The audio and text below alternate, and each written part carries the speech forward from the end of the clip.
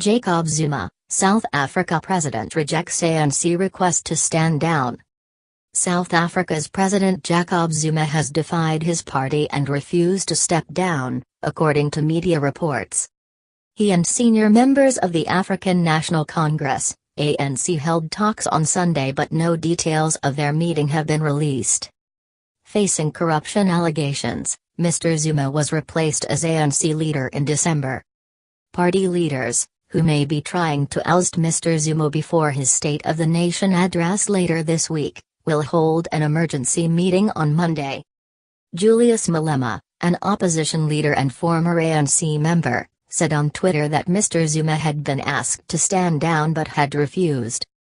Mr Zuma, who spent time in prison for his part in the fight against apartheid, is most of the way through his second, and last, term as president. Under his rule, the civil service has expanded, HIV/AIDS rates have decreased, and his plans for development have won support across the political spectrum. But the Zuma presidency has been overshadowed by allegations of corruption, and his deputy, Cyril Ramaphosa, was elected the leader of the ANC party in South Africa in December on an anti-corruption platform. Zuma, a president on many trials. Africa Live, protesters gather outside ANC headquarters. Other unconfirmed reports from Sunday's meeting say that Mr Zuma asked for protection from prosecution for himself and his family. What are the allegations against him? Mr Zuma is accused of corruption, fraud, racketeering, money laundering and tax evasion.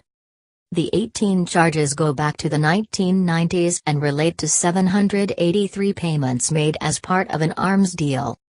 Mr Zuma and other government officials were accused of taking kickbacks from the purchase of fighter jets, patrol boats and other arms.